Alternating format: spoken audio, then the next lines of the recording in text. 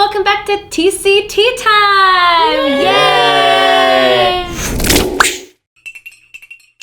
We've got a great group of people at our table today. We've got Chris. Yay. We've got Elise. It's me. We've got me, Shizuka, and we have a new member today, Elsa! Yay! Do you want to tell us a little bit about yourself really quick? Well, I come from Spain, and I've been living in Tokyo for 2.5 years, more or less, and I'm very happy to be here with you guys, and I hope I do great. Yes, you'll definitely do great. Okay. This is a chill space, Okay, so there's it. no pressure. No pressure at all. Not pressure at all. Nice. Okay. So anyway, speaking of you living here already for 2 years. 2.5, yeah, more or less. 2.5, that's pretty long. Is it? It is a little. It has gone It fly, is a little. Because yeah. I think some people stay here for a year or so and then they kind of move on.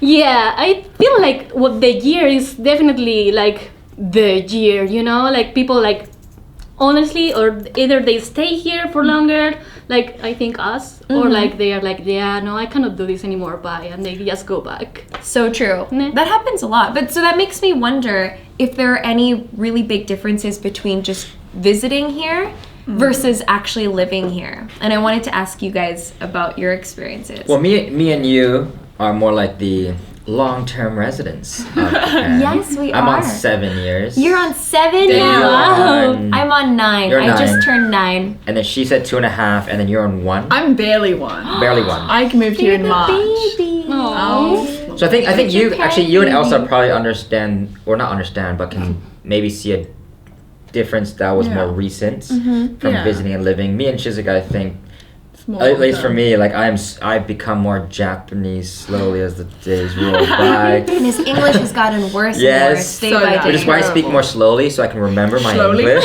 So slowly. So you can understand your own English. I know. But why did you move to Japan, Elsa? Did you visit here a couple of times before? Or? Definitely. I visited 3 times. The first time I came here was in my honeymoon, and everything was absolutely amazing. So we fell in love with the place. Where did you visit for your honeymoon? Oh, I did the typical thing. I came to Tokyo and then went to Kyoto and Nara only. Oh, but that's so So- romantic though. It was amazing. And then we fell in love with the place, and we just started visiting Tokyo and Japan once a year. Wow. And in the end, it just made sense to just move here because it was cheaper than coming here every year on holiday. So we just took the opportunity and came here and just moved here. That's So- awesome. So what were your top reasons why you kept coming back as a visitor then? Wow. Well, I don't know. It just felt right for us. We were just missing Japan so much. Because we had such a blast the first time, of course, and then the people and the food and everything was amazing. And also, in my particular case, I used to travel a lot in Europe, so I've visited most of Europe. Oh. So I got a little bit tired of Right. Europe, Yeah. a little bit. And Right. Asia was way all new and amazing. So Yeah, Japan would be a brand new kind of Completely new different. culture to Definitely. explore and learn about. Yeah. That's true. But did you feel any change after you decided to move here? Did the fantasy and the excitement of it kind of fade away a little bit after 2 years? Of course. Coming on holidays is always awesome, right? Because you're on holidays, so you're not working, you're not catching the first train in the morning, Right. or missing the last train in the. Well, maybe you are, but Maybe you are. depends on your Maybe. holidays. Anyway, but of course, you start to see the little not so perfect things, and I think that's what the people that only stay 1 year, that's what takes them away. They start Yeah. to see the little things and they wait a lot for them. That's true. So they decide that it's not worth it for them. So, but for me, it's okay. You're okay with it so far. Still 2 years in, you're still good with it. I hope it will be for the long run. I hope. I don't want to move away anymore. That's good. Yeah, but it's really cool that you made the move here, and obviously the difference wasn't too big. Then maybe you still you know Yeah. appreciate the little things that are not so great, Yeah, definitely. and you're still okay with it. How about you guys? How about you? Did you feel like there was a change after you moved here? Absolutely. I think, well, I was quite lucky. I moved into a student dorm, so I had the support of others. But then when I actually moved out of the student dorm, that's when everything hit me, and I was like, oh my gosh. So in my dorm, things it was just more catered. It was an international dorm, so things were just catered for bigger people. So when I actually moved into my apartment, I was like, why is the sink so low? And like, it's just like everything, all these little things kept like, my ceiling's quite low at some points. And I'm like, this is odd. Also, are the cupboards weirdly high? Does that happen in your apartment? Well, for me, yeah, sometimes, yeah. Actually, no. But you're tall, so that works out fine. Oh my god, now that you think of it. There's like a big gap, like the sink is so low and the cupboards are so high that you can't, like a normal Japanese older lady would never be able to reach it. I don't understand the design of the houses. I have that in my house. Yeah, right? I can't. You can't. You can't reach it either. Oh god. No, but like things like that was like super like just like okay, like that's something I have to get used to. But then at some point you just like, you know, it's also when you travel here, I feel like a lot of people that travel here, although it is a like very, you know, traditional place, every time you travel it's always like bang, bang, bang, bang, next day it's wake up, go walk for like 10 hours and the next day again.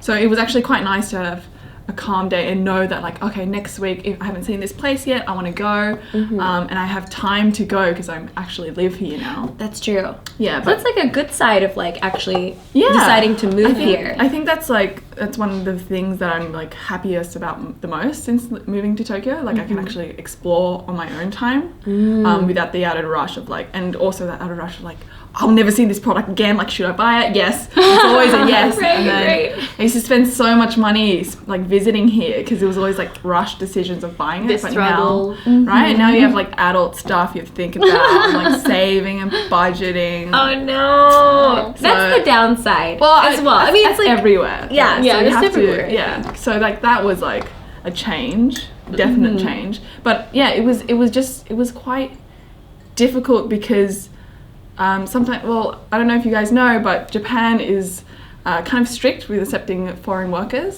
So, and I'm kind of in that area as well. And it was really difficult, like having to, especially with language as well, that I'm not that fluent in Japanese. And a lot of the ward officers don't actually have English speakers. Obviously, we moved to another country, there's different ways of like, you know, supporting yourself and they all differ. So even just getting like basic loans and stuff, that's kind of annoying. It's so true. And have you noticed, like, I've heard a lot. It's a little different for me because I'm half Japanese and I have citizenship here. Nice. Yeah, that makes it a lot easier. So much So easier. jealous. Wow. I know. That wasn't like a brag or anything. But I've heard that like getting housing in Japan is super hard. It is super hard. Super hard. Yeah. As someone who is not Japanese, like that kind of discrimination kind of really does exist here, where they're like, no, we don't want to have foreign people in our apartments. You don't speak the same language. There's gonna be communication issues. Did you deal with that a lot? Well, like right now we were like just looking into maybe buying a house here. So this topic is very fresh for me because like it's definitely very, very difficult if you're not like, if you don't have like the residency or the highly skilled visa, because like banks won't loan you the money at all if you are a foreigner. So it's like very complicated. Like to buy a house, you have to figure out a lot of things. But also coming here, we came here almost no Japanese. We came here with our doggy, so we needed to find like a pet-friendly apartment. We didn't speak any Japanese. We were obviously foreigners, and our options were like only a few. Like we had like to pay a little more. There were only a few houses we could choose. But like you have to make sacrifices to come here. When you move to another country, you have to be willing to take some sacrifices. Very true, but the struggle is quite large, like just to find a place and then finally go through the whole process and then finally you can get settled in. It takes a long time, so it's not all and it's pretty expensive. Fun and games. Super expensive. Super expensive. No, but and one thing that happened to a lot of my friends is that the real estate agency just looked at your name, and then they can tell you're a foreigner. So, question, Chris. I was gonna ask this. I was so curious about it. Alright, because I'm the one with the Japanese last name. Yes, you have a Japanese last name. But your first name is English. So what did they? No, but the funny part is my Japanese last name I spell in katakana. Oh. I don't use kanji. Whoa. Why not? Why? I don't know. You could make it so much easier by just using the kanji. No, because my dad, Yeah. who's born and raised in America, who's very distant from his Japanese heritage, he doesn't know his kanji, so Oh. I don't know my kanji. But like, was it Heel hard for fields. you to find an apartment? Because Oh yeah. even just for you, even like Yeah. 7 years later, it's still hard for you to find an apartment. That's a So good Japan does a lot of their inspection process is pretty well done, I would say. or And thorough. so It's very that's the thorough. word, yeah. Yes. Thorough. You See, I'm don't- losing my I wouldn't English. say well done. Sorry. It's just like thorough and extensive. Sorry. So because of my title now and they look at your salary and they look at your savings, right? Okay. For me, I'm pretty So, safe. Oh, was that a So- was that a little glean into But I mean, I'm just I'm not. You asked me for an answer. I'm trying to give you an answer, Oh, right? shut it. So. anything he says, we're just gonna rip into it. It's so good. So put it this way, money is security, right? And if you can prove you have some money, for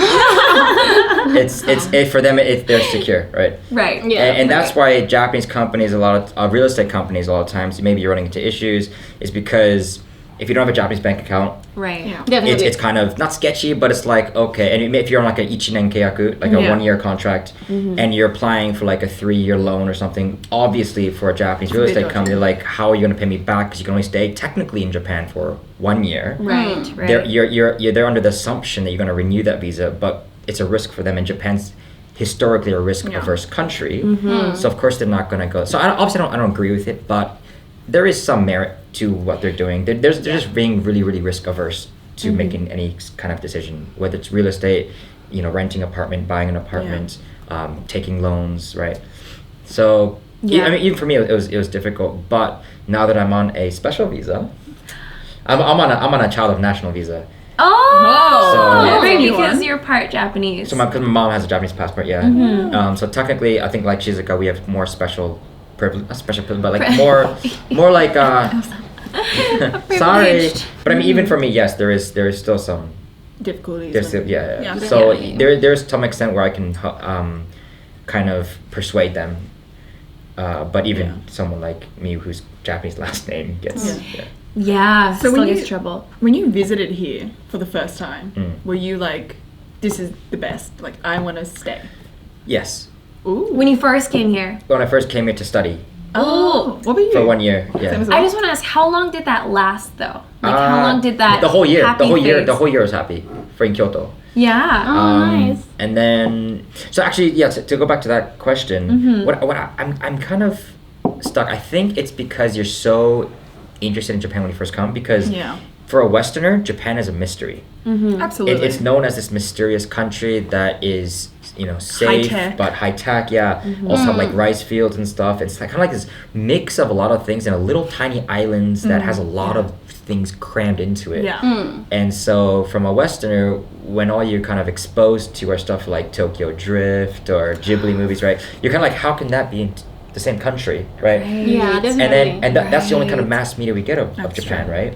And so when we come here, we're like, wow, it's true. Like, Tokyo Drift should be a crossing. Wow, And so you Yeah. get so excited. And I think the difference between living and visiting is once you visit, this mystery kind of slowly unfolds to something that you're now familiar with. And then when you're living, you're like, there's no more mystery, And so the excitement kind of fades. And then you realize what she was going off of, how many mendokusai administrative stuff you need to go through when you're living here, and how the language barrier really becomes a barrier. Yeah. And then going with Elsa with the real estate, right? Then you get all of these issues while Japan is safe and stable and comfortable. However, the very first 3 months are probably hell, right? Yeah. Getting your bank account, Yeah. getting your phone, Getting Not like the right? PTSD. phone. Right. It's terrible. Going through the visa application, Yeah. right? Yeah. It's literally a headache. So after that, I think it kind of smooths out. Yeah.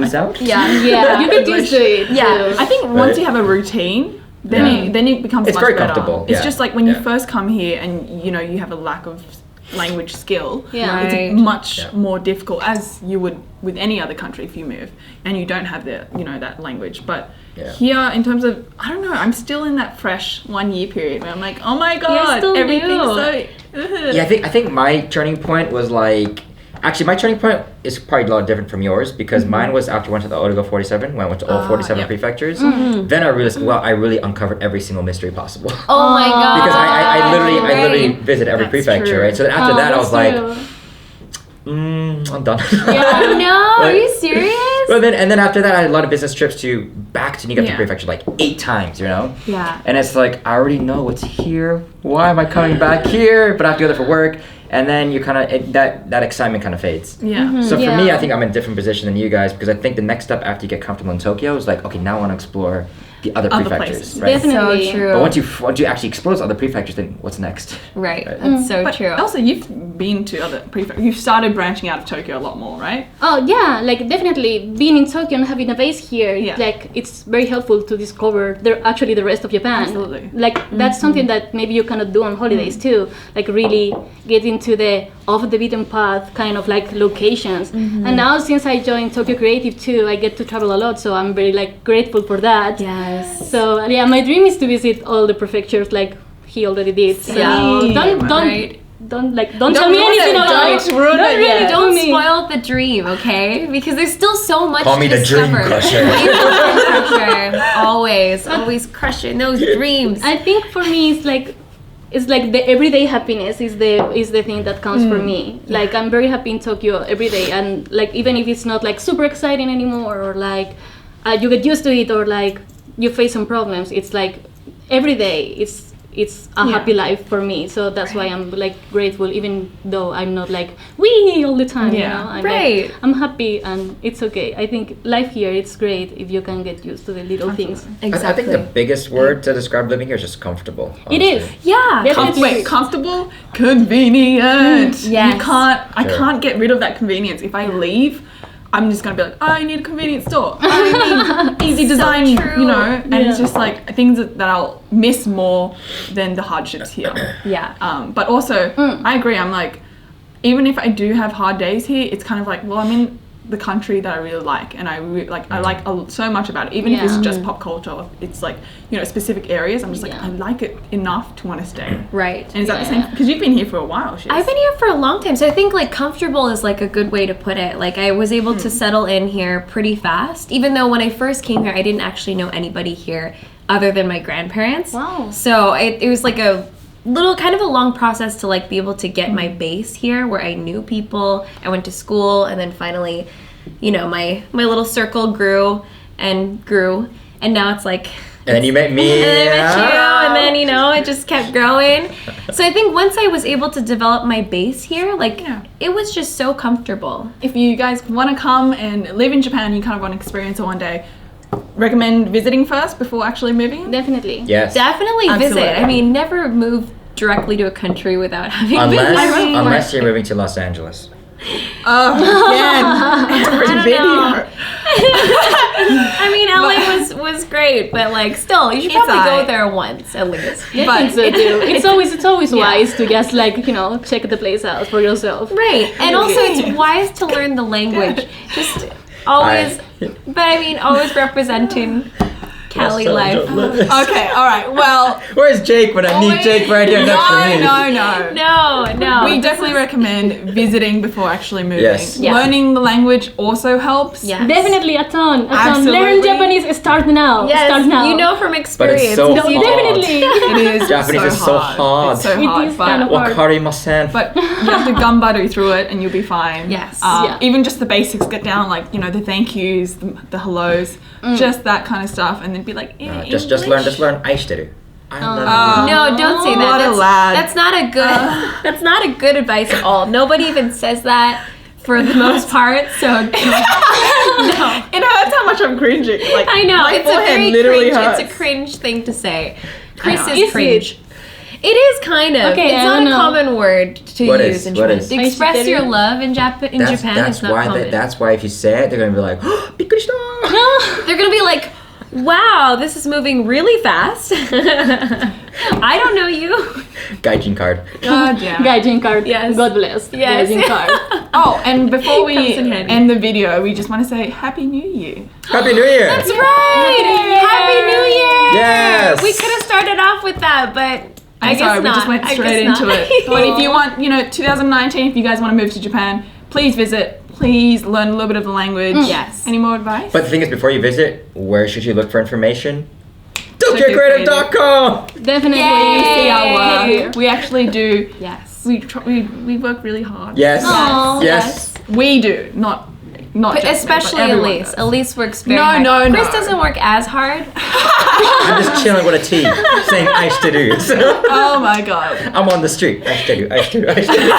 I should. Good work. Good work. Good work. Good work. I'm out. I'm sweating.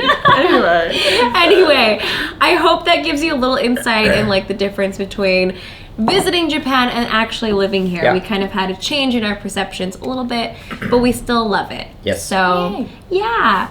Hope you guys come and visit sometime or move Say here. hi if you come. And say hi. Absolutely. Yes. And also, we hope you have a great 2019. Yes! Yeah. Celebrate 2019 with us here at Tokyo Creative. Yep. Thanks so much for joining us, guys. See you in the next video. Bye. Bye. Bye. Bye. Bye. Kampai, kampai, kampai. Bye.